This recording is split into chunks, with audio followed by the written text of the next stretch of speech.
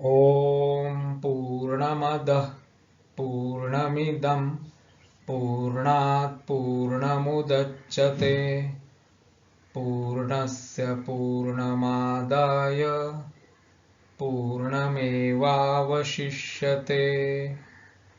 ॐ शांति शांति शांतिः।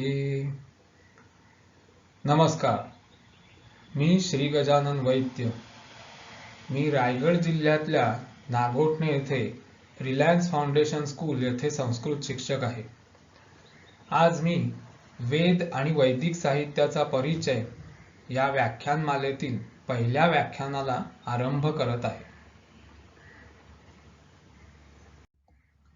वेदोखिलो धर्ममूलम, प्रसिद्ध वचन आहे। वेद हा संपूर्ण वेद, अखिल वेद हा धर्माचं मूळ आहे, असा या वाक्याचा अर्थ आहे। धर्माचं मूळ आहे। वेदाचा अभ्यास का करायचा, तर ते धर्माचं मूळ आहे। धर्म जाणून घेण्यासाठी वेदाचा अध्ययन करायचं, वेदाबद्दल अभ्यास करायचा। मग आपला मनात प्रश्न येईल, धर्म म्हणजे काय? धर्म म्हणजे काय? तर सर्वसाधारणपणे सगळ्यांच्या वाचनात माहितीत असतं की रिलीजन हा धर्माला समान अर्थ योजला जातो इंग्लिश भाषेमध्ये, आणि त्यामुळे आपल्याला धर्म म्हणजे रिलीजन अशीच कल्पना असते। पण रिलीजन हा जो इंग्लिश भाषेतला शब्द आहे त्याचा अर्थ उपासना पद्धती हा मुख्यतः आहे। धर्म म्हणजे काय, रिलीजन म्हणजे काय, तर आपण कुठल्या व्यक्तीची, कुठल्या देवतेची पूजा करतो, कशा प्रकारे पूजा करतो, कोणी मूर्तीला पूजा करतात, कोणी मूर्ती मानायची नाही, असं काही रिलीजननी ठरवलेलं आहे। पूजेचा मध्ये काय वापरायचं, कुठल्या दिवशी पूजा करायची, कशी करायची, कुठली व्रत आचरायची, ह्या गोष्टी म्हणजे रिलीजन। आणि हा म्हणजेच धर्म असं आपल्याला शालेय शिक्षणातून किंवा आजच्या सगळ्या मीडियातून असं आपल्याला ऐकायला मिळतं। पण आपल्या भाषेतला जो धर्म हा शब्द आहे, किंवा या वेदोखिलो धर्ममूलम या वचनात जो धर्म म्हटलेला आहे, या धर्म शब्दाचा एवढाच अर्थ आहे का? रिलीजन, उपासना पद्धती एवढाच अर्थ आहे का? तर नाही। आपल्या संस्कृत मधल्या या धर्म शब्दाचा अर्थ, त्याची एक व्याख्या समोर बघा। धारणात धर्म हा म्हणजे धारण करणारा तो धर्म। धारण करणारा म्हणजे काय? आपण जे आहोत ते तसे असण्याला, त्याचं अस्तित्व टिकवून ठेवण्याला जो कारणीभूत, तो म्हणजे धर्म। कोणाला पटकन असं वाटेल की म्हणजे काय, हे क्लिष्ट वाटतंय जरा, आणि धर्म म्हणजे रिलीजन सारखं आम्ही असंच अनुवाद पण ऐकत आलेलो, हे काय वेगळंच। पण जरा विचार करा, रिलीजन हा शब्द आणि धर्म या शब्दाचा वाक्यांमध्ये आपण जो वापर करतो त्या संदर्भाने मी तुमच्याशी आता बोलतोय। विद्यार्थी धर्म, शिक्षकाचा धर्म, आईचा धर्म, राष्ट्रधर्म, असे आपण अनेक शब्दप्रयोग ऐकतो, बरोबर आहे। पण रिलीजन ऑफ स्टुडंट असं असतं का? नाही। म्हणजे इथे जो धर्म शब्द आहे तो कर्तव्य, कार्य या अर्थी आहे, बरोबर आहे।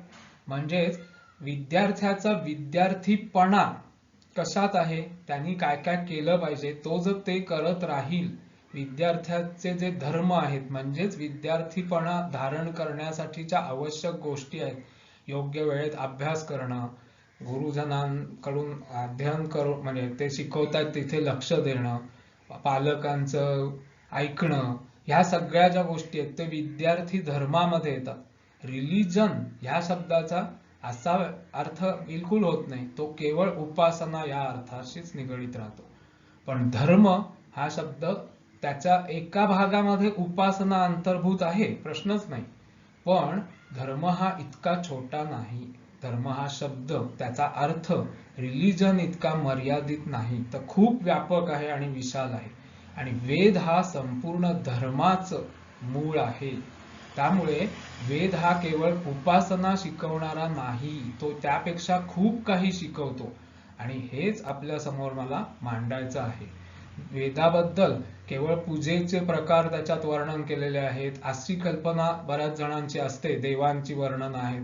पण खरं म्हणजे तो या विश्वाचं जे रहस्य आहे ते पण उद्युक्त, तेही आपल्याला शिकवतो.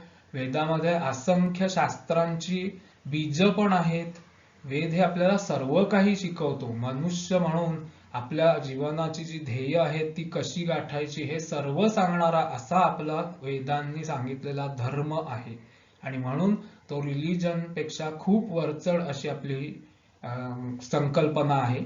आणि आपल्या या सगळ्या व्याख्यानमालेच्या शेवटी आपल्याला ह्याचा जास्तीत जास्त बोध व्हावा, हा माझा प्रयत्न असणार आहे. हिंदू धर्म म्हणून जो आज आपण म्हणतो, त्याचं वर्णन श्रुती स्मृती पुराणोक्त धर्म असं एक शब्दाने केलं जातं. श्रुती म्हणजे वेद, स्मृती म्हणजे स्मृती ग्रंथ किंवा ज्ञानी ऋषी मुनींनी वेदांच्या नंतर ज्या त्यांचं जे ज्ञान आहे, त्यांना जे पूर्ण ज्ञान झालेलं आहे त्याचं स्मरण, स्मृती लिहून ठेवल्या त्या. आणि पुराण, आपण भागवत पुराण वगैरे असे ग्रंथची नावं ऐकतोच, 18 पुराण प्रसिद्ध आहेत. अशा या साहित्यात जो सांगितलेला धर्म आहे तो म्हणजे आपला हिंदू धर्म म्हणा, आर्य धर्म म्हणा, ह्याचं हे वर्णन केलं जातं.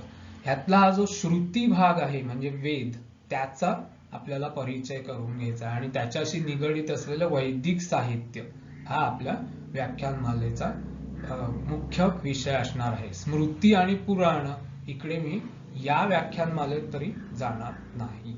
फक्त तुम्हाला संबंध आवश्यक असेल तिथे सांगत जाईल, पण नाहीतर ते फार म्हणजे खूपच मोठा विषय आहे. मुळात हा श्रुती हाच विषय 16 दिवसात सुद्धा पूर्ण होणं कठीण आहे, इतका विशाल आहे. असं तर आपल्याला आपण थोडक्यात पाहिलं की धर्म ही संकल्पना रिलिजन पेक्षा मोठी आहे, त्यात जास्त व्यापक अर्थ आहे आणि तो हळूहळू आपल्याला स्पष्ट होतच जाईल.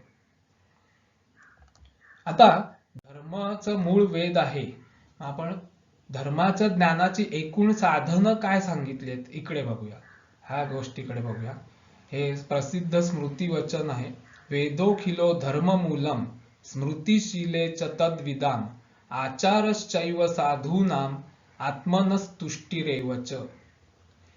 इथे धर्माचं मूळ काय काय आहे असं सांगितलेलं आहे आणि मी ते सोपं जावं म्हणून त्या शब्दांसमोर त्याचा मराठी अनुवाद पण लिहिलेला आहे.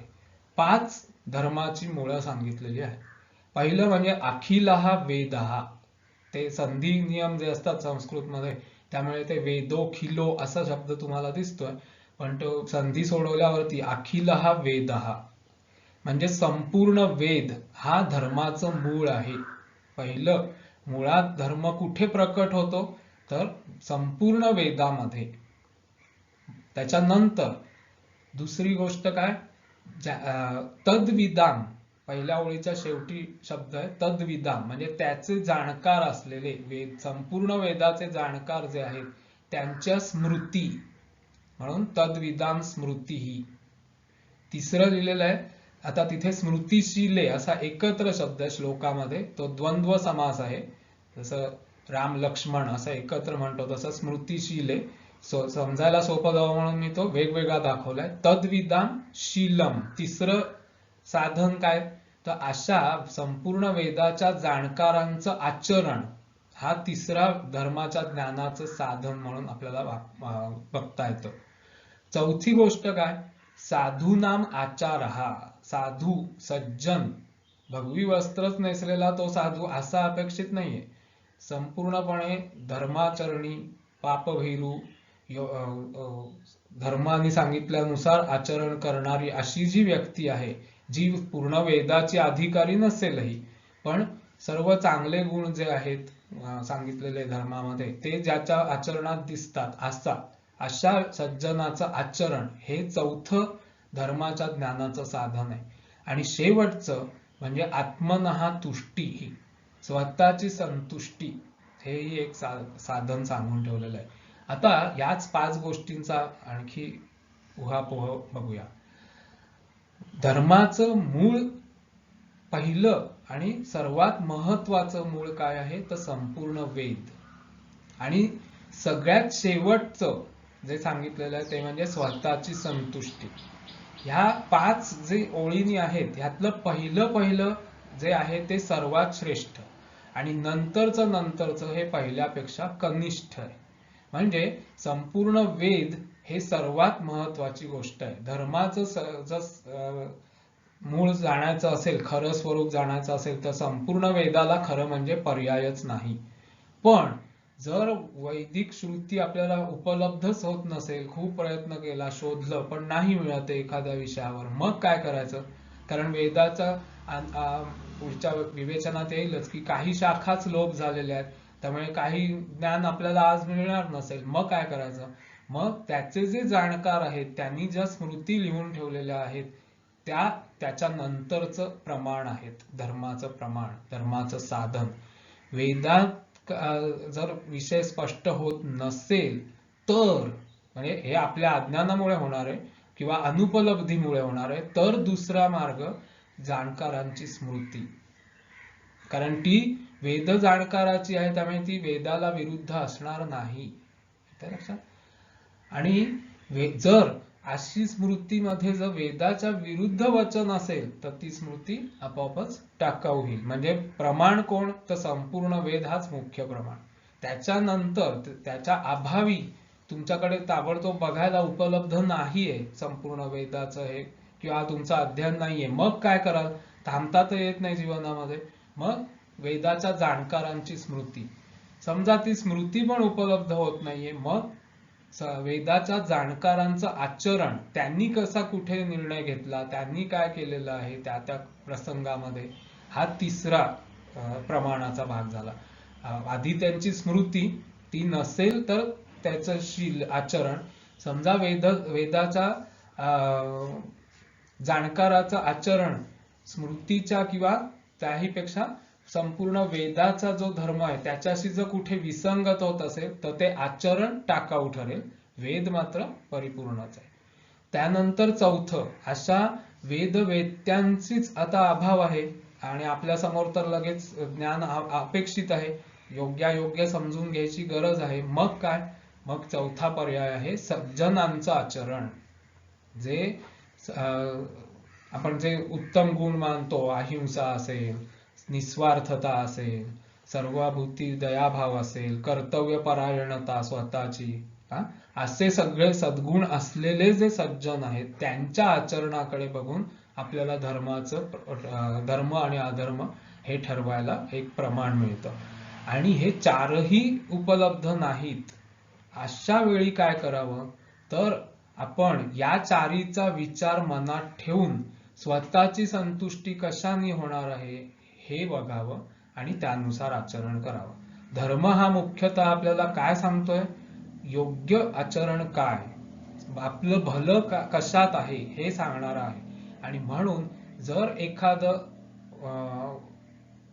प्रमाण उपलब्ध नसेल तर हे, ते नसेल तर हे, अशा तऱ्हेने सर्वोत्तम आणि सर्वात योग्य प्रमाण पहिले म्हणजे वेदच. त्यानंतर त्याच्या जाणकारांची स्मृती, तिच्याही अभावी वेदही नाहीये उपलब्ध आणि किंवा त्याचंही प्रमाण मिळत नाहीये आणि स्मृतीचंही, तर तिच्या जाणकारांचं काही आचरणाचा उल्लेख असेल, काही मिळाला, पुरावा मिळाला तर तोही तिन्ही गोष्टी नसतील तर सज्जनांचं आचरण. आणि त्याच्याही नंतर किंवा अनेकदा असे ऑप्शन असतात आपल्या समोर आयुष्यामध्ये येतात. आणि मग काय करावं तर ह्या चारी वरच्या गोष्टींना अनुकूल असलेला आणि आपल्याला संतुष्टी पण मिळणारी गोष्ट आहे असे जर असेल तर ते स्वीकारणं ठीक आहे, असं आपल्या धर्मात सांगितलेलं आहे. म्हणजे वेदाला मान्य तेच मुळात महत्वाचं आहे. ते जर मिळत नसेल ज्ञान तर मग त्याच्या स्मृतीकडे, नाहीतर त्या जाणकारांच्या आचरणाकडे बघावं, नाहीतर इतर वेदाचे वेत्ते नसले तरी जे सज्जन आहेत ह्याची खात्री आहे त्यांच्या आचरणाकडे बघावं. आणि या सगळ्याच्या अभावी, आणि ह्याचा आपल्याला थोडाफार विवेक असतोच, त्यामुळे तो विवेक ठेवून स्वतःची संतुष्टी कशात आहे ह्या गोष्टीलाही प्रमाण मानावं. पण पहिल्याच्या अभावाने पुढच्याकडे जावं. मुद्दामच आपण स्वतःची संतुष्टी हेच पहिलेच स्वीकारायचं हे बिलकुल योग्य नाही. ते शेवटचा पर्याय आहे आणि बाकीची साधनं नसतील तरच वापरण्याचा पर्याय आहे. आता धर्माचा अर्थ मी थोडक्यात तुम्हाला सांगितला. आता वेद ज्याचा आपण अभ्यास करणार आहोत त्या वेद शब्दाचा अर्थ काय आहे. नेहमी एक पुस्तकांमध्ये, शालेय पुस्तकांमध्ये सुद्धा प्राचीन भारताचा इतिहास वगैरे जेव्हा असतो तेव्हा वेद म्हणजे ज्ञान असा एक अर्थ दिलेला असतो आणि तो काही चूक नाहीच आहे मुळी. आयुर्वेद म्हणजे आयुष्याबद्दलचं ज्ञान, धनुर्वेद म्हणजे धनुष्याबद्दलचं अर्थात लढाईबद्दलचं ज्ञान, हेही आपण ऐकत असतो शब्द. पण अनेकदा शब्दाच्या कंगोरे असतात, शब्दाला अनेक शेड्स, छटा असतात. तर त्या अर्थी वेदाचा काय बरं अर्थ आहे.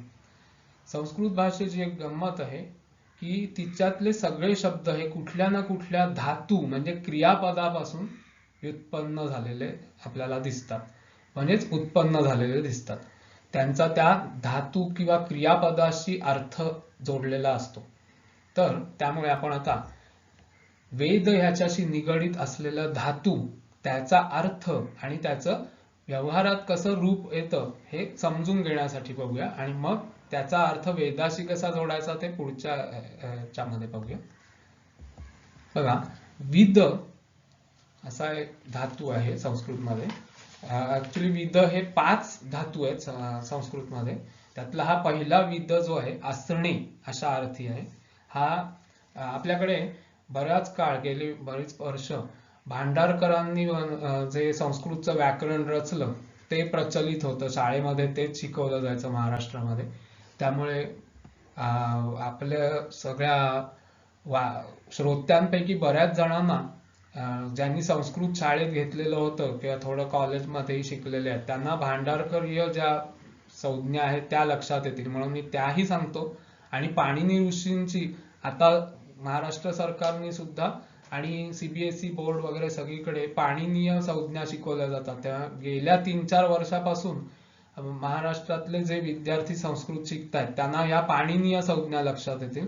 आणि मागच्या 30-40 वर्षातले जे संस्कृत शिकलेले आता प्रौढ असलेले जे श्रोते आहेत त्यांना भांडारकरांच्या संज्ञांचा थोडासा बोध होईल, आठवण होईल, म्हणून मी दोन्ही सांगतो.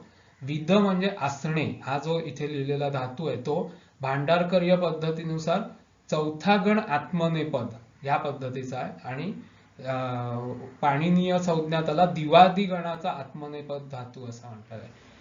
पाणिनी ऋषींनी सगळी क्रियापद किंवा धातू 10 गटामध्ये विभागलेले आहेत आणि त्यांना गण असं नाव दिलेलं आहे. आणि त्याचं रूप कसं होतं ते त्या गणावरून विशिष्ट पद्धतीने ठरतं. आता आपल्याला काही त्यात शिरायचं नाही म्हणून मी त्याचं विवेचन काही करत नाही. तुम्ही अर्थ आणि त्याचं रूप कसं बनतं इथे फक्त लक्ष ठेवा. विद असणे हा जो चौथ्या गणाचा धातू आहे त्याचं विद्यते असं वाक्यात रूप होतं.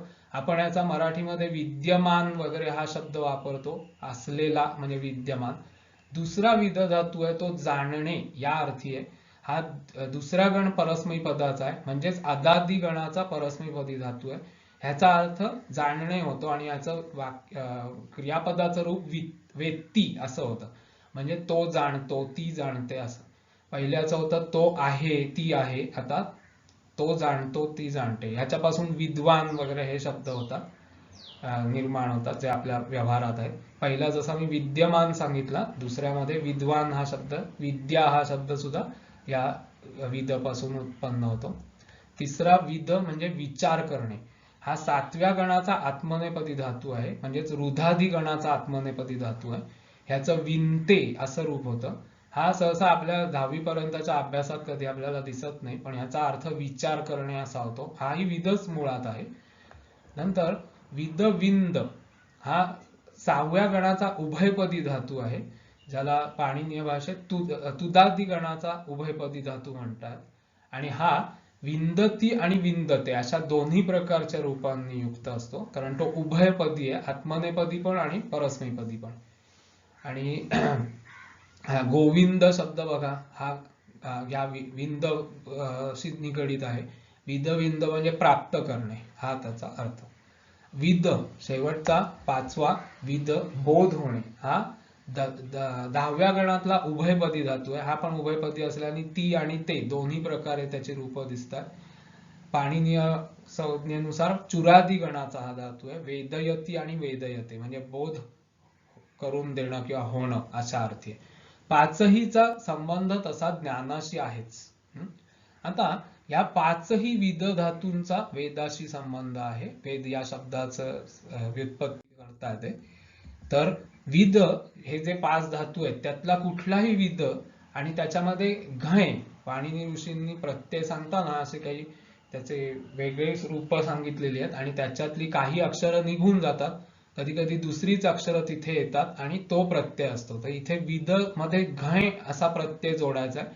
त्या घय मधला घ, पायमोडका घ आणि त्याच्यात अ आहे, बरोबर.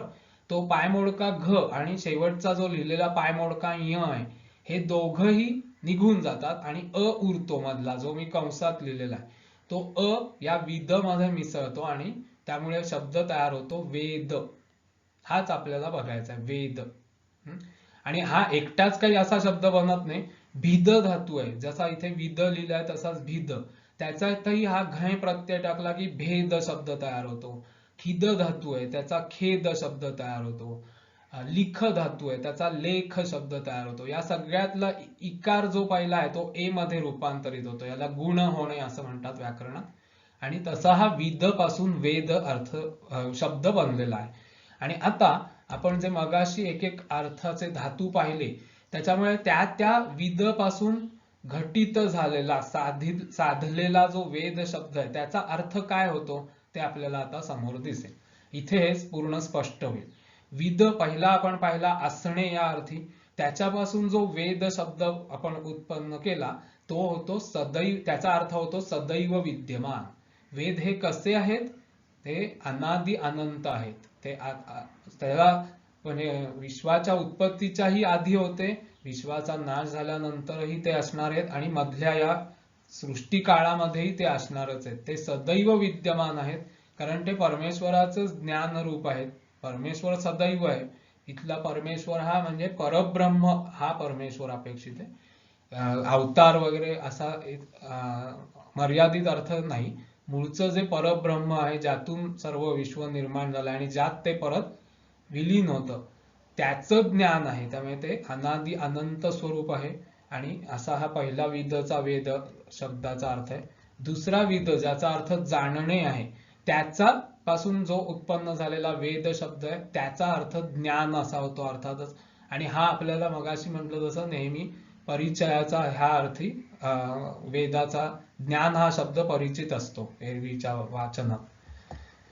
विद विचार करणे हा जो अर्थ आहे त्याच्यावरून त्या धातूवरून व्युत्पन्न झालेल्या वेद शब्दाचा अर्थ होतो विचारांचा कोश. वेद हा नाना विचारांचा कोश आहे. त्याच्यामध्ये पुरुषार्थ कसे प्राप्त करावे, या विश्वाची उत्पत्ती कशी झाली, याची रचना कशी आहे, इथपासून अनेक विचार आहेत. कसं वागावं, धर्मामध्ये जे मगाशी मी म्हटलं वेगवेगळ्या शास्त्रांबद्दलचे जे थेअरी, तसं सुद्धा गोष्टी त्यात विद्यमान आहेत. बीज रूपानी आहेत, काही अगदी प्रकट रूपानी आहेत. आणि ह्याचाच आपल्याला भाग बघायचा आहे. आणि म्हणूनच हे वेद आहेत, ह्या विचारांचा कोश आहे तो एक प्रकारे. चौथा विदविंद म्हणजे प्राप्त करणे. ह्या विदविंद पासून जो व्युत्पन्न झालेला वेद शब्द आहे त्याचा अर्थ ऐहिक आणि पारलौकिक लाभ करून देणारं साधन आहेत वेद. ऐहिक इहलोक म्हणजे हा पृथ्वीलोक, आणि पारलौकिक हा शब्द परलोक म्हणजे इतर लोक जे आहेत पृथ्वीलोक सोडून, स्वर्ग असेल आणखी इतर सगळे, त्या लोकांशी निगडित असा पारलौकिक लाभामध्ये सर्वोत्तम लाभ म्हणजे मोक्ष. हे सगळे जे आपली ध्येय आहेत, आपली लक्ष्य आहेत जीवनाची, ही सगळी योग्य यथायोग्य यथार्थ प्राप्त कशी करून घ्यावी हे ह्याचे उपाय सांगणारा हा वेद आहे.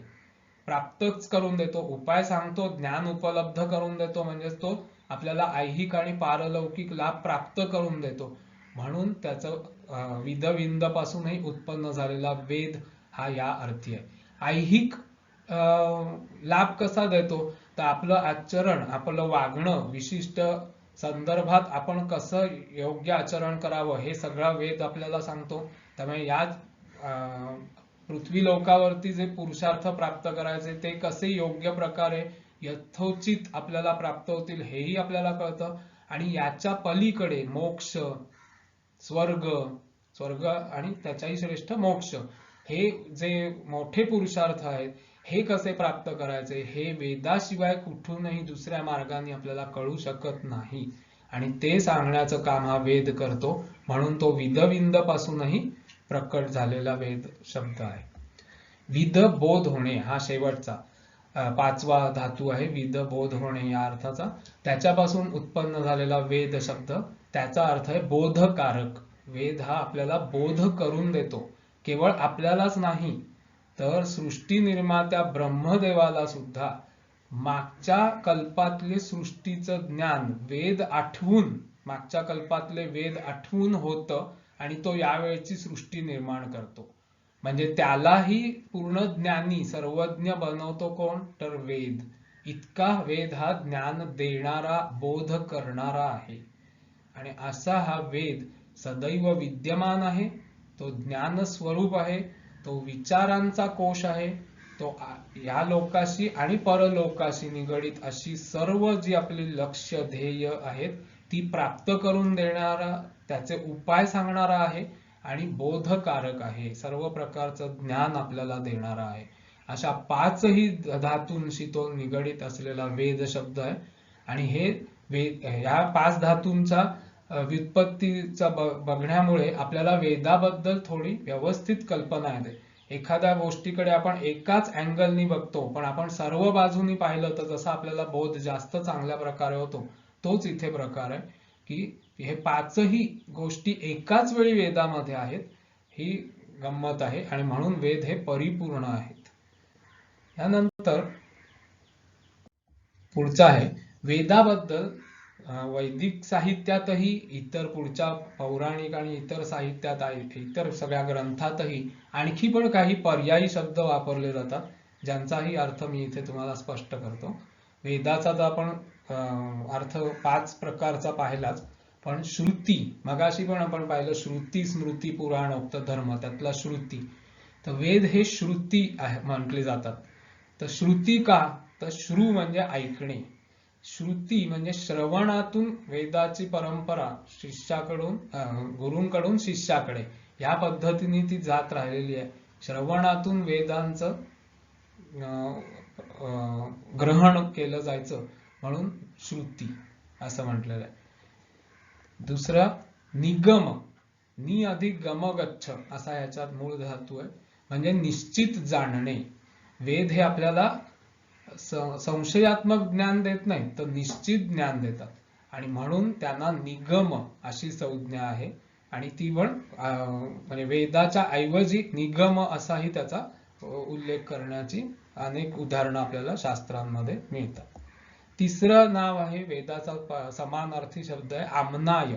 आ अधिक म्ना असा याच्यामध्ये धातू आहे, त्याच्यापासून हे नाम बनलेलं आहे आमनाय. म्हणजे या धातूचा अर्थ आहे उपदेश करणे. म्हणजे वेद हे उपदेशात्मक आहेत, गुरूंकडून शिष्याकडे, त्याची मुळात परमेश्वराकडून इतरांना म्हणजे गुरूंना आणि गुरूंकडून विद्यार्थ्यापर्यंत पुढच्या छात्रांना ही परंपरा आहे. त्यामुळे ह्या उपदेशाच्या परंपरेने ते आपल्यापर्यंत पोहोचत आलेले आहेत आणि पुढेही जात राहणार आहेत. म्हणून त्यांनाच आमनाय असंही एक संज्ञा किंवा हे नाम वापरलं जातं. आणि अजून एक नाम त्रयी. त्रयी हे नाव ऐकल्याबरोबर काही जणांच्या मनात वेद 3 आहेत का 4 वगैरे असा प्रश्न पडतात. आणि पूर्वापार असा एक हे आहे, म्हणजे लगेच वेदांची संख्या किती याच्यावरती लोक वादही करायला येतात. पण यात काही प्रश्न नाहीये, 4च वेद आहेत, ह्याच्यात काही वाद नाही. आणि कसे ते मी तुम्हाला आता इथे सांगतो. त्रयी असं म्हणायचं कारण काय वेदांना, जर 4 वेद आहेत तर मंत्र जे आहेत वैदिक मंत्र त्याचे मुख्य 3 प्रकार आहेत, ऋचा, यजुष आणि साम. ऋचा म्हणजे रुच, त्याचं ऋचा हे मराठीत आपण म्हणतो पण मुळात शब्द रुच आहे संस्कृतमध्ये. जसा दिशा म्हणतो आपण पण त्याचा मूळ शब्द दिश आहे, वाचा म्हणतो पण त्याचा मूळ शब्द वाच च पाय मोडका, तसाच ऋचाचा मूळ शब्द रुच असा आहे. पण इथे मी मराठीत लिहिला म्हणून ऋचा शब्द लिहिलाय. या ज्या ऋचा आहेत त्या पद्यमय आहेत आणि त्या परमेश्वराची स्तुती करणाऱ्या आहेत. ऋच्यन्ते स्तूयते अनया इति ऋचा, या ऋक, संस्कृतमध्ये ऋक. मग या ज्या ऋचा आहेत हे जे पद्यमय स्तुतीपर मंत्र आहेत देवतांचे, त्यांचा जो संग्रह केलेला आहे त्याला आपण ऋग्वेद असं म्हणतो. त्यात बाहुल्यानी ऋचा आढळतात. यजुस हे गद्यमय मंत्र आहेत. यजुस ज्यात जास्त आहेत तो यजुसचा वेद यजुर्वेद, हे गद्यमय मंत्र आहेत. साम हे गेय मंत्र आहेत. ऋचा या पद्यमय आहेत पण पद्य आणि गाणं ह्याच्यात थोडा फरक आहे की नाही. तसे साम हे गेय आहेत विशेष. आणि बाहुल्यानी ज्या वेदामध्ये साम नावाचे मंत्र येतात किंवा प्रकारचे मंत्र आहेत, संग्रह आहे तो सामवेद. त्यामुळे ऋचा सर्वात जास्त असलेला तो ऋग्वेद. त्या ऋग्वेदातही यजुस आणि साम हेही येतातच. यजुर किंवा यजुष हे मंत्र ज्यात जास्त आहेत तो यजुर्वेद. बाकीचे दोन्ही प्रकारही त्याच्यात थोड्याफार प्रमाणात आहेत. सामवेदातही साम मुख्य मोठ्या प्रमाणात आहेत पण ऋचा आणि यजुष हेही येतातच. आणि मग अथर्ववेदाचं काय, तर अथर्ववेदाचे मंत्र हे सुद्धा पद्यमय स्तुतीपरच आहेत, त्यामुळे त्याही ऋचाच आहेत. अथर्व आणि अंगिरस या 2 ऋषींचा विशेष संबंध असल्याने त्या वेदाचं नाव अथर्वांगिरस. त्याचंच आणखी एक नाव अथर्वण. ब्रह्म नावाच्या ब्रह्मा पुरोहिताशी संबंधित म्हणून ब्रह्मवेद हे आपण अथर्ववेदाच्या वेळी पण बघूच, पण मी इथे ही नावं सांगितली. तर त्याप्रमाणे अथर्ववेद हे त्याचं नाव पडलं पण त्याच्यातही असलेले मुख्यतः जास्तीत जास्त मंत्र ऋचाच आहेत ऋग्वेदासारख्या. आणि त्यातही थोडेसे यजुस आणि साम सुद्धा आहेत. त्यामुळे 4ही वेदांमध्ये थोडे थोडे सर्व प्रकार आलेले आहेत पण ज्याच्यात जे प्रधान आहे त्या मंत्रांच्या नावाने तो वेद ओळखला जातो. हा एवढाच काय तो प्रकार आहे. त्यामुळे त्रयी असं जर म्हटलं तर लगेच एक वेद कमी का असं काही संबंध नाही. 4 वेद आहेत, मंत्रांचे 3 प्रकार आहेत म्हणून त्याला त्रयी म्हटलं जातं. तर ही 4 नावं वेदांबद्दल वापरली जातात आणि ह्यांचाही आपण अर्थ आता पूर्णपणे पाहून झाला. आता वैदिक साहित्य असं म्हटल्यानंतर त्याचा पहिले जे मुख्य 4 भाग आहेत ते इथे मी लिहिलेले आहेत. संहिता, जेव्हा आपण असं म्हणतो ऋग्वेद वाचतो आहे किंवा ऋग्वेदात असं म्हटलं आहे तेव्हा त्याचा अर्थ सहसा असतो संहिता ग्रंथ. संहिता म्हणजे काय आहे तर ह्या मंत्र आहेत, या मंत्रांचे संग्रह आहेत हे. आणि मुख्य ऋग्वेद म्हणजे ते मंत्रच. या संहिता या अत्यंत पवित्र आहेत.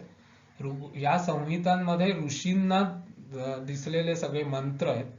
त्याच्यानंतर या मंत्रांच्या पुढे त्याचं स्पष्टीकरण देणारे, त्याचा यज्ञात विनियोग सांगणारे असे सगळे जे एक प्रकारचे ग्रंथ आहेत त्यांना ब्राह्मण ग्रंथ असं नाव आहे. या ब्राह्मण शब्दामुळे जातीवाचक ब्राह्मण शब्दाशी याचा संबंध डायरेक्ट काही नाहीये. मंत्रातल्या शक्तीला ब्रह्म असंच म्हटलेलं आहे आणि तिच्याशी निगडित असलेले ग्रंथ ब्रह्म शक्ती स्पष्ट करून सांगणारे, विवेचन करणारे ते ब्राह्मण ग्रंथ. हे जास्त करून गद्यमय आहेत हे सगळे ब्राह्मण ग्रंथ. ह्याच्यानंतर आरण्यक नावाचे ग्रंथ आहेत. या आरण्यक ग्रंथांमध्ये काय आहे तर आरण्यामध्ये ऋषींनी जे ज्ञान मिळवलं, यज्ञांवरती मन एकाग्र करून त्याचा जो बोध त्यांना झालेला आहे, त्यांच्या मनात जो प्रकट झालेला आहे तो त्या आरण्यक ग्रंथात आहेत. आरण्यक ग्रंथ आज खूप कमी उपलब्ध आहेत इतर तिन्हीच्या तुलनेमध्ये. आरण्यक ग्रंथाविषयी असं एक मानलं जातं की त्याचा अभ्यास पण अरण्यातच करावा. परंतु त्या ग्रंथामध्ये काय आहे तर यज्ञाचं रहस्य सांगणारे ते ग्रंथ आहेत। अतिशय तीव्र वैराग्य त्यांनी उत्पन्न होऊ शकतं असं मानलं जातं आपल्या परंपरेमध्ये, आणि म्हणून त्यांचा अभ्यास सुद्धा नगरात, पुरात, ग्रामात करू नये तर अरण्यात करावा असा एक समजही आहे। आणि शेवटचा जो शब्द आहे उपनिषद, हा बऱ्याच जणांचा परिचित असतो। उपनिषद ग्रंथ ह्यामध्ये तत्वज्ञानच आहे, आरण्यकात सुद्धा तत्वज्ञान आहे, पण उपनिषदामध्ये जे तत्वज्ञान आहे ते गृहस्थाश्रमात राहूनही कसं आपल्याला परमेश्वराचा शोध घेता येतो वगैरे हे विषय आहेत। उपनिषदांच्या तत्वज्ञानाचं जगात खूपच कौतुक झालेलं आहे, म्हणजे पाश्चात्यांनीही केलेलं आहे। आणि आपल्याला भगवद्गीता आणि या सगळ्या संदर्भात सुद्धा उपनिषदांचे नेहमी उल्लेख येत असतात। त्यामुळे संहिता, ब्राह्मण आणि आरण्यकापेक्षा उपनिषदातल्या कथा सुद्धा लोकांमध्ये जास्त प्रचलित आहेत, जास्त माहिती असतात त्या मानाने, असं हा उपनिषद हा भाग आहे। ह्या 4 मध्ये संहिता, ब्राह्मण हे 2 भाग हे विशेषतः प्रवृत्तीपर धर्माशी निगडित आहेत, आणि आरण्यक आणि उपनिषद हे जे 2 भाग आहेत हे विशेषतः निवृत्तीपर धर्माशी निगडित आहेत, मोक्ष, तत्वज्ञान याच्याशी निगडित। पण असा कोणी समज करून घेऊ नये की संहितेमध्ये मोक्षाबद्दल आणि याचा विचारच नाही, किंवा उपनिषद सगळ्यांनी मोक्ष मार्गाला चला आणि प्रवृत्ती मार्ग सोडून द्या असं म्हणते, बिलकुल नाही। चौघामध्ये 4 आहे, पण मगाशी जसं म्हटलं प्राधान्य कुठे काय आहे, तर तुम्हाला तत्वज्ञान जर बघायचं असेल तर उपनिषदात ते भरपूर प्रमाणात मिळेल। यज्ञासंबंधी माहिती जास्त मिळवायची असेल, त्याचा रहस्यापेक्षा कृती काय करायच्या तर ब्राह्मण ग्रंथात मिळेल। यज्ञाच्या वेळी कुठला मंत्र म्हणायचा आहे, तो मंत्र अमुक म्हणावा एवढंच विधान ब्राह्मणात मिळेल, पण तो मंत्र कुठे सापडेल तर तो संहितेमध्ये सापडेल। असा तारतम्याने या सगळ्याचा वापर होईल। या वैदिक साहित्याच्या 4 ग्रंथाखेरीज पण अजून खूप ग्रंथ आहेत, आणि वेदांग असाही पुढे मी भाग घेणार आहे, पण इथे मी आता मुख्य वेदाचे हा 4 भाग एवढंच इथे दाखवलेलं आहे आज पहिल्याच भाषणात म्हणून। आता पुढचा वेदांचा आविर्भाव।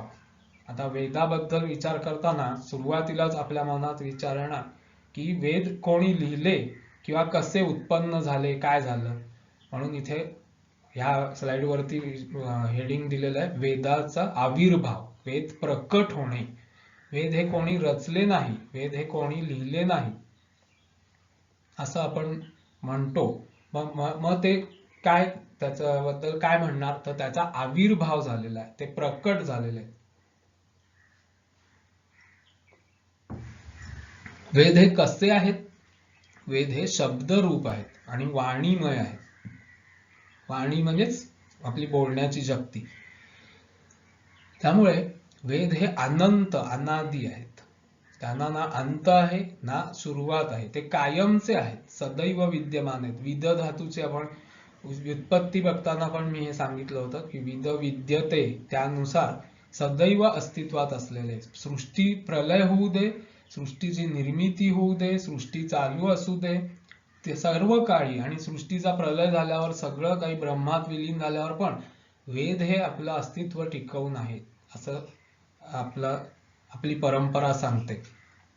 ब्रह्मदेव जो आहे, जो ब्रह्मा विष्णू महेशातला ब्रह्मा, जो ज्याच्याकडे परब्रह्म जे सर्वोत्तम आहे, परब्रह्म, ब्रह्मदेव आणि परब्रह्म ह्याच्यात गल्लत होता कामा नये। ब्रह्मा हा त्याच्यानंतरच्या 3 जे महादेव आहेत, जे 3 शक्ती आहेत, आपल्यासाठी आपण असा विभाग करतो की जो उत्पत्ती करतो तो ब्रह्मा, जो पालन करतो तो विष्णू, आणि जो संहार करतो परत प्रलय करतो या सृष्टीचा तो शिव, शंकर, असे आपण त्या शक्तीचे 3 भाग मानलेले आहेत।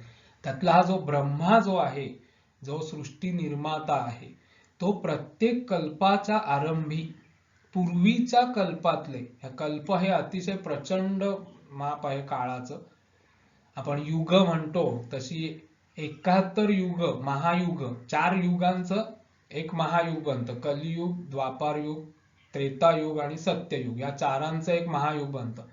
अशी 71 महायुग एका पुढे एक होतात. प्रत्येक महायुगाची काही लाखो वर्ष होतात. तेही मी एका व्याख्यानात थोडक्यात सांगेन. पण आता लक्षात घ्या की अतिप्राचीन काल आहे हा. आता 28व्या महायुगातलं कलियुग चालू आहे. आपण विठ्ठलाच्या आरतीत असं उल्लेख येतोच नेहमी आपल्या. तर अशी 72 महायुग जेव्हा होतात तेव्हा एक मन्वंतर होतं. असे 14 मनु होतात तेव्हा ब्रह्मदेवाचा एक दिवस होतो असं वगैरे. तर अशा ह्या कल्पारंभाच्या वेळेला पूर्वीच्या कल्पातल्या वेदांचं स्मरण करून त्यांच्या आधाराने ब्रह्मदेव नवी सृष्टी निर्माण करतो. म्हणजेच ब्रह्मदेव जेव्हा सृष्टी निर्माण करायला घेतो तेव्हा त्याचा वेद निर्माण नाही करायला लागत, ते असतातच, त्याचं स्मरण तेवढं करतो.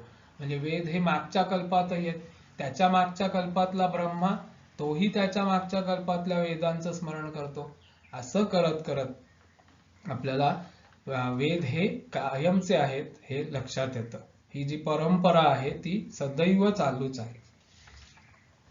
परमेश्वराची ही जी वाणी आहे वेदरूपी, ती ब्रह्मदेवाच्या हृदयामध्ये किंवा मनामध्ये सर्वात आधी प्रकट होते तिथे त्या कल्पाच्या आरंभी. आणि म्हणून परमेष्ठी ब्रह्मा, तो जो सर्व सृष्टीचा नियंता परमेष्ठी ब्रह्मा जो आहे तो सगळ्या वेदांचा पहिला ऋषी आहे. निर्माता नाही, पण तो त्याचा पहिला त्याच्या मनात पहिले ते प्रकट होतात म्हणून त्याला ऋषी म्हटलेलं आहे. पहिला ऋषी तो आहे सर्व मंत्रांचा, सर्व वेदांचा.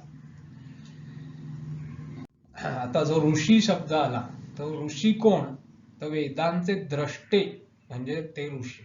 वेदांचे रचयिते नव्हे. एखादं काव्य एखादा व्यक्ती, पुरुष असेल स्त्री असेल कोणी लिहिते, तसं वेद हे ऋषींनी रचले नाहीयेत आपण विचार करून, आपण काहीतरी रचना करून. तर ते त्यांनी पाहिले आहेत. पाहिले आहेत म्हणजे काय, त्यांना त्याचा साक्षात्कार झालेला आहे, त्या मंत्रांचं दर्शन झालेलं आहे. का बरं या ऋषींना त्या मंत्रांचं दर्शन झालं, तर त्यांच्यामध्ये ऋतंभरा प्रज्ञा असल्यामुळे त्यांना ते दर्शन झालं. ऋतंभरा प्रज्ञा म्हणजे काय, अत्युच्च पातळीची प्रज्ञा, अत्युच्च पातळीची प्रज्ञा. मागच्या कल्पातल्या अत्यंत पुण्यवान, अत्यंत सदाचरणी आणि ज्ञानी असे जे जीव जे पुढच्या कल्पामध्ये बीज रूपात असतात आणि त्यांच्या या मनामध्ये मुळातच त्यांचं पावित्र्य, त्यांचं ज्ञान अगाध असल्यामुळे त्यांच्या मनामध्ये जी ऋतंभरा प्रज्ञा असते, त्यांच्या पाशी जी ही ऋतंभरा, ऋतम म्हणजे सत्य, सत्यानीच भरून गेलेली, जे मूळ सत्य आहे, जे मूळ ज्ञान आहे त्यांनीच भरून गेलेली अशी ऋतंभरा प्रज्ञा असते. आणि त्या प्रज्ञेमुळे त्यांना हे मंत्रांचा साक्षात्कार होतो. ते निर्माण करत नाहीत, ते मंत्र हे मुळातच असतात. मी एक उदाहरण देतो. उदाहरण हे सर्वार्थाने घ्यायचं नसतं आणि उदाहरणावरतीच आपल्याला वेळ घालवायचा नाही, पण सगळ्यांना एक कल्पना यावी की हे म्हणणं काय आहे, निर्माण केले नाही म्हणजे काय. गुरुत्वाकर्षण ही शक्ती पहिल्यापासून अस्तित्वात आहे आणि पुढेही राहणार आहे. पण एखाद्या ज्ञानी माणसाला, जसा न्यूटन, ह्यांनी त्याच्यावरती एक मन एकाग्र केलं की हे काय होत आहे वगैरे, आणि त्याला ते लक्षात आलं अमुक एका विशिष्ट क्षणी, बरोबर आहे, तेव्हा त्यांनी हे गुरुत्वाकर्षण निर्माण केलं असं आपण म्हणू शकतो का, नाही. तो जेव्हा त्याच्या जेव्हा मनात विचार आला त्या क्षणी गुरुत्वाकर्षण निर्माण झालं का, नाही. तो असण्यापूर्वी गुरुत्वाकर्षण नव्हतं का, नाही. तो नसताना, त्याचं मृत्यू झाल्यानंतर गुरुत्वाकर्षण संपलं का, नाही. ते कायमचंच आहे. ते न्यूटनला निरपेक्ष आहे, ते त्याच्या ठायी आहे. न्यूटनला त्याचा बोध झाला, त्याला साक्षात्कार झाला त्याचा. हे जसं आपण विचारात घेतो तसंच इथे आहे. ऋषींनी हे मंत्र रचलेले नाहीत आणि म्हणूनच वेदांना आपण अपौरुषेय म्हणतो. ते मुळातच आहेत. त्या प्रज्ञेचे, त्या पातळीचे, तेवढे महान जे जीव असतात त्यांच्या ठायी त्या मंत्रांचं प्रकटीकरण होतं आणि म्हणून ते ऋषीही मी हा मंत्र रचला असं ते स्वतःही म्हणत नाही. ऋषी या शब्दाची व्याख्या बघा, सोपं मी फक्त इथे आधी सांगतोय. आणखी मी ऋषींबद्दल स्वतंत्र एकदा विवेचन करेन तेव्हा जास्त माहिती येईल. पण वेदाचं उत्पत्ती किंवा वेद कसे काय आहेत हे कळावं ह्याचा हा एक महत्वाचा भाग आहे. ऋषीर दर्शनात, ऋषी कोणाला म्हणायचं तर ज्यांना दर्शन झालं मंत्रांचं. दृश्य पश्य या धातूपासून दर्शन हा शब्द आहे. ऋषी कोणाला म्हणायचं ज्यांना मंत्रांचं द्रष्टेपण आहे, ज्यांनी ते पाहिले आहेत, रचलेले नाहीत, ते ऋषी आहेत, त्यांनाच ऋषी म्हणायचं. हा मुळात शब्द आहे. आपण कुठल्याही याला ऋषी मुनी असा शब्द म्हणतो, आपण त्याचाही विचार पुढच्या एका भागात बघू की ऋषी मुनीमध्येही काय फरक आहे. पण एकंदर असा तपस्वी बसलेला आहे वनामध्ये आणि जटा वगैरे वाढवल्यात असं एवढंच फक्त ऋषीचा अर्थ नाही. अनेक देवताही ऋषी आहेत, स्त्रियाही ऋषी आहेत, समाजातल्या वेगवेगळ्या स्तरातले लोकही ऋषी आहेत.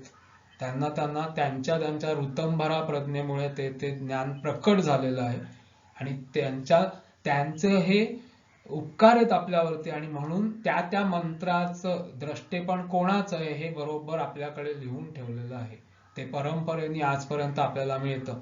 उदाहरणार्थ गायत्री मंत्राचे द्रष्टे विश्वामित्र ऋषी सर्वांना प्रसिद्ध आहे.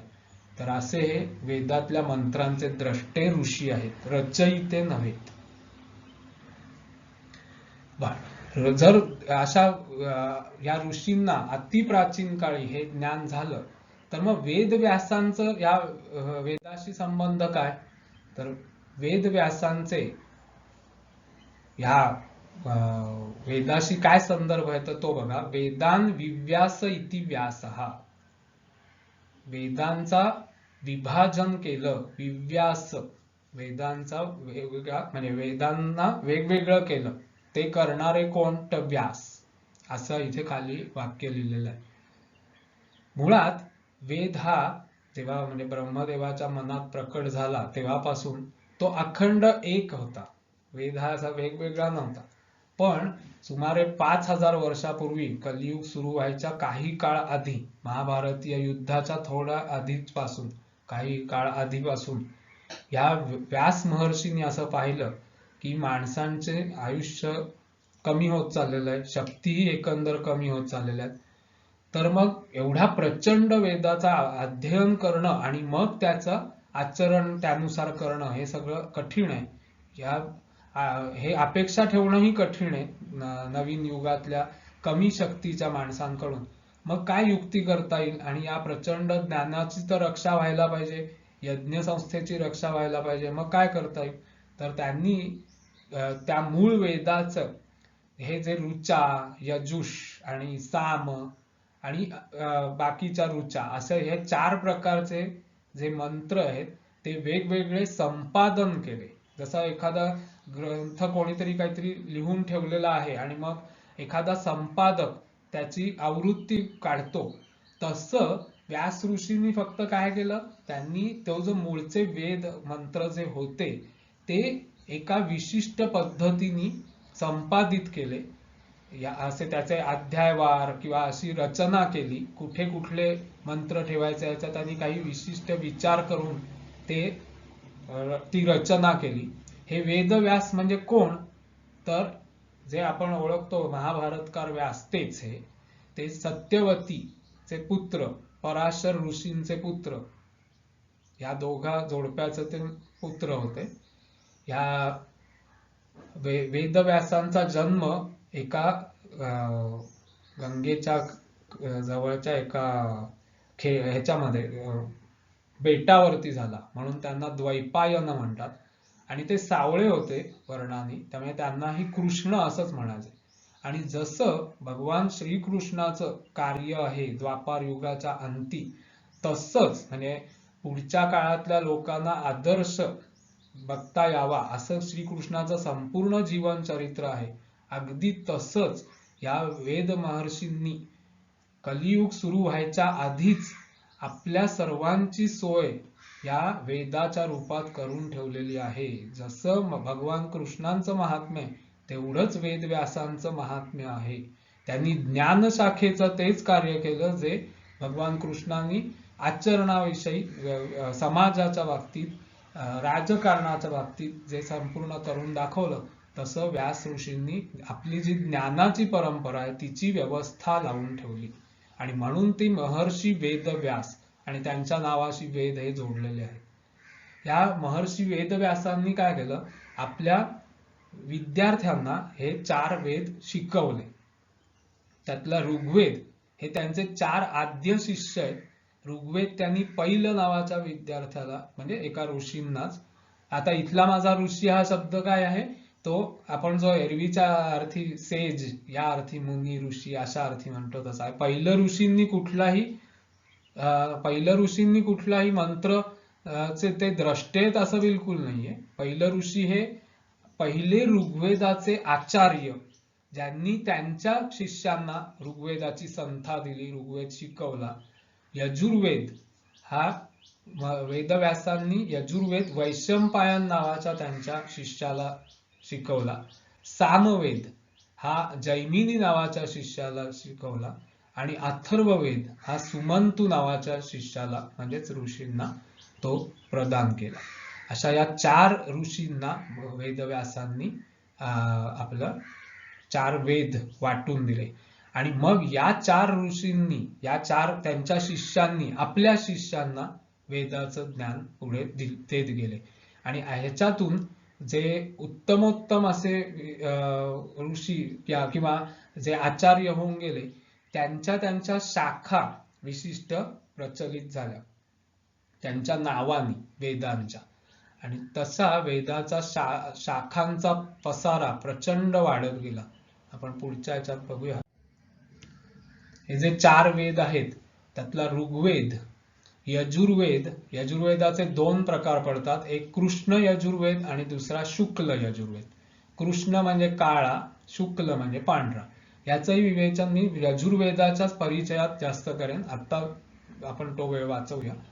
सामवेद तिसरा, चौथा अथर्ववेद.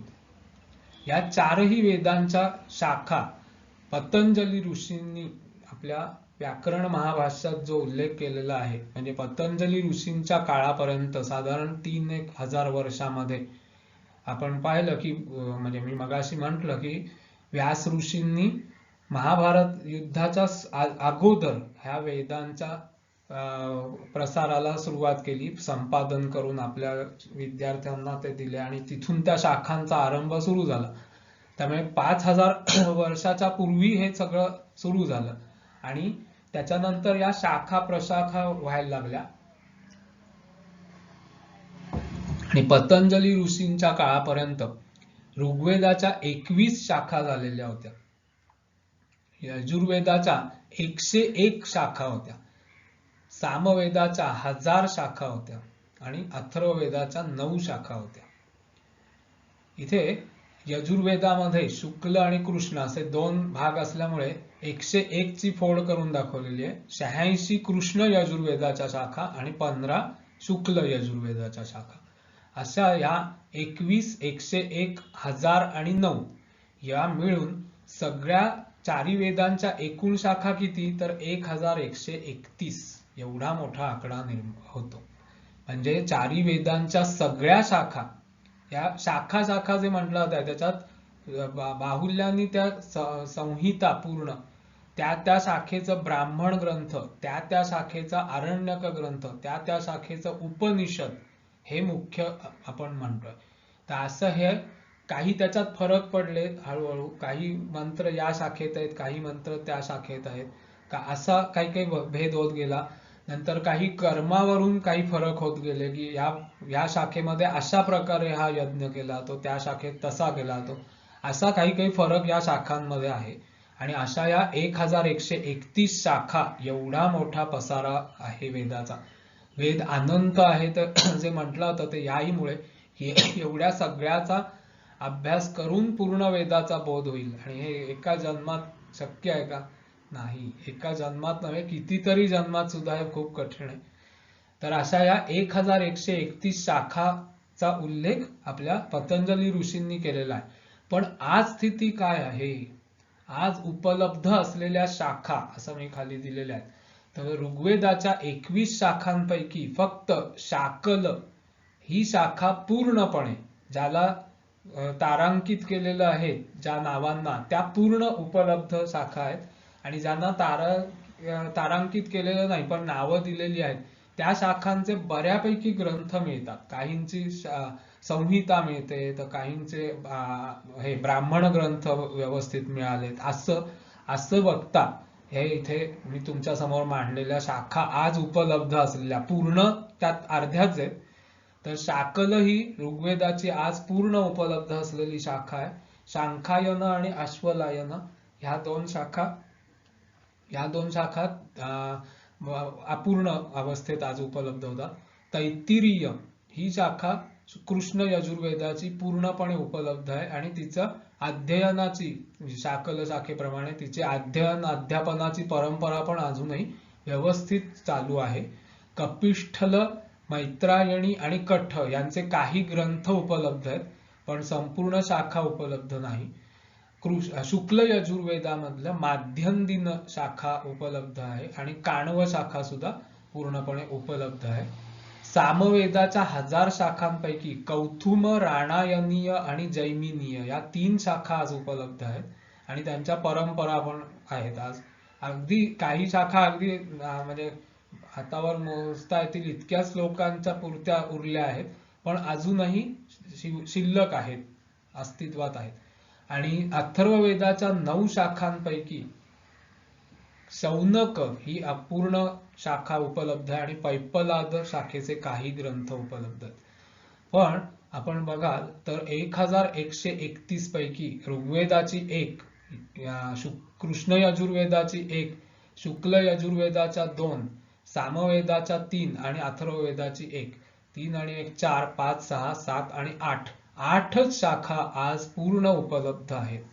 किती मोठ्या ज्ञानाचा ऱ्हास झालेला आहे. आणि ह्या 8 शाखांचाही पूर्ण अध्ययन करणारे किती लोक आहेत. म्हणजे आपण आपल्या ज्ञानाला इतकं अवहेरलेलं आहे. याची वेगवेगळी कारणं आहेत, ऐतिहासिक आहेत, आणखी काही आहेत. पण आता आपल्याला काय उपयुक्त आहे, आता आपण काय करू शकतो या स्थितीमध्ये, या ज्या शाखा आहेत या किमान जगवण्याचा प्रयत्न करू शकतो. ह्याचं महात्म्य जर आपल्याला कळलं तर आपल्याकडून असे प्रयत्न होतील, आपण दुसऱ्यांना, आपल्या पुढच्या पिढीला प्रेरणा देऊ की आपण हा वाचवायचा प्रयत्न करू.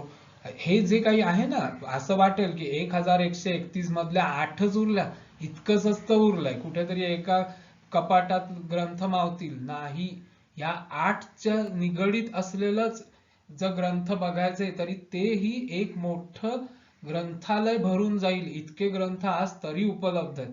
आणि त्यामुळे जरी ज्ञानाचा अवहेर झाला, इतक्या शाखा नष्ट झाल्या, तरी देवाचीच ही आपल्यावरती अजूनही कृपा आहे की त्यांनी जे काही ठेवलंय ना ते इतकं आहे की पुरेसं आहे. ते तरी आपण वाचवायला पाहिजे, नाहीतर आपण करंटे ठरू. ह्या ज्या 8 शाखा आहेत ह्यांचं आपण मनपूर्वक जतन करायला पाहिजे. आणि जे अजून उपलब्ध होईल, जे इथे ज्यांच्यावर तारा केलेला नाही अशा आणि अजून सुद्धा काही ग्रंथ, यांचाही आपल्याला त्याचं रक्षण करता येऊ शकेल. अशा तऱ्हेने आजचं माझा व्याख्यानाचा भाग संपला. आज आपण काय काय पाहिलं थोडक्यात मी आठवण करून देतो. आजच्या आपल्या या पहिल्या व्याख्यानामध्ये आपण धर्म म्हणजे काय, धर्माची साधनं कोणती आणि त्या साधनांचा, ती जी 5 साधनं मी सांगितली त्यांचा क्रम कसा आहे, महत्व कोणाला आहे, आणि वेद हे धर्माचे आद्य आणि सर्वात मुख्य साधन आहेत हे आपण पहिल्यांदा पाहिलं. त्यानंतर वेद या शब्दाचा अर्थ त्याच्या विविध धातूंवरून होणाऱ्या उत्पत्तींवरून जाणून घ्यायचा प्रयत्न केला. वेदाला पर्यायी असलेले श्रुती, निगम, आम्नाय आणि त्रयी या शब्दांचा आपण अर्थ पाहिला. वैदिक साहित्याचे 4 भाग, संहिता, ब्राह्मण, आरण्यक आणि उपनिषद, यांच्याबद्दल अगदी थोडक्यात आपण आता ऐकलं थोडंसं. वेदांचा आविर्भाव आणि ऋषींच्या मंत्रांचे द्रष्टे असणं हे आपण थोडंसं जाणून घ्यायचा प्रयत्न केला.